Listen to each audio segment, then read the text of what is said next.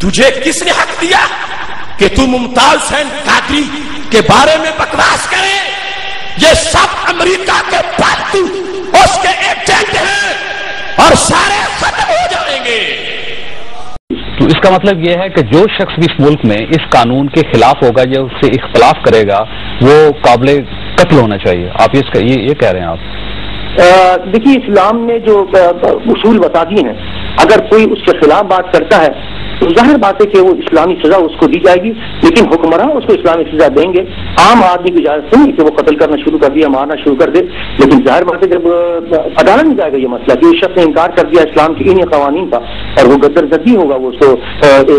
عدالت کی سزا ہوگی اس کو۔ تو آپ یہ سمجھتے ہیں کہ اس کا فیصلہ قانون نے کرنا ہے، عدالت نے کرنا ہے، کسی انفرادی انسان کو اس فیصلے کا کوئی حق نہیں ہے؟ جی بالکل، فیصلہ عدالت بھی کرنا ہوتا ہے، عدالت کے ہی کام ہے یہ فیصلے کرے تھے کہ کون گردن زدنی ہے کون۔ تجھے کس نے حق دیا کہ تو ممتاز حسین قادری کے بارے میں بکواس کرے؟ یہ سب امریکہ کے پالتو اس کے ایجنٹ ہیں اور سارے ختم ہو جائیں گے۔ لیکن یہ بات ذرا دیکھنی پڑے گی کہ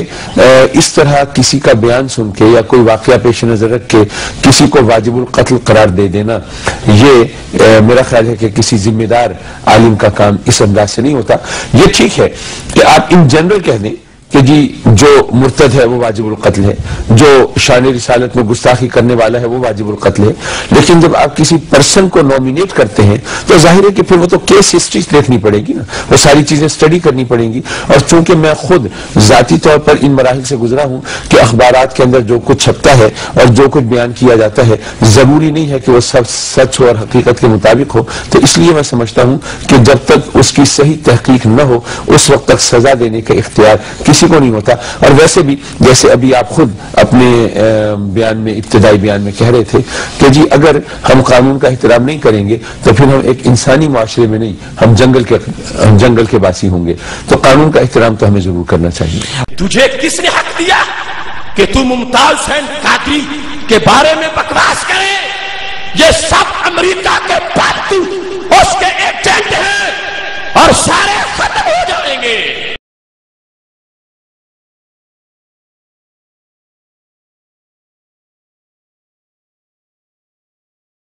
آج اس حساس موڑ پر جبکہ ممتاز حسین قادری کے خلاف امریکہ ہے، برطانیہ ہے، یہود ہنوت، ان کے چیلے، امریکی گٹروں کے کیڑے،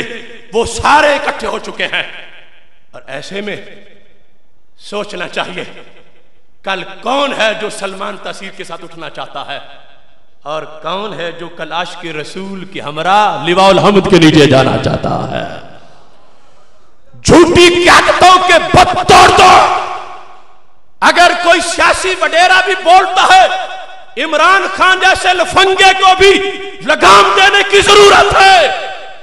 کہ تجھے کس نے حق دیا کہ تو ممتاز حسین قادری کے بارے میں بکواس کرے؟ یہ سب امریکہ کے پالتو اس کے ایجنٹ ہیں اور سارے ختم ہو جائیں گے، اور نہ مٹا ہے نہ مٹے گا کبھی چرچا تیرا۔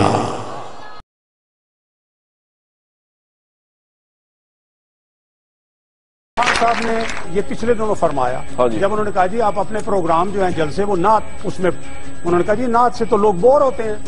آپ ایک طرف محمد مصطفیٰ صلی اللہ علیہ وسلم کا نام لینا، دوسری طرف نعت سے یہ کہنا کہ بور ہوتے ہیں، یہ بات ہے۔ ایک منٹ بات میں سنیں، میں یہ عرض کروں گا کہ عمران خان صاحب ان کا ویژن کلیئر نہیں ہے۔ آپ کا آئے گا، آپ وہاں جو آنے نا 70% وہ آنا نوجوان، اور اس کو آپ نے یہ دیکھنا بیلنس کرنا ہے، بیلنس ان کو بور نہ کرتے ہیں، اب وہ کیا کریں گے وہاں نعتیں سن کے وہ کیا لگاؤں سر مشرف کو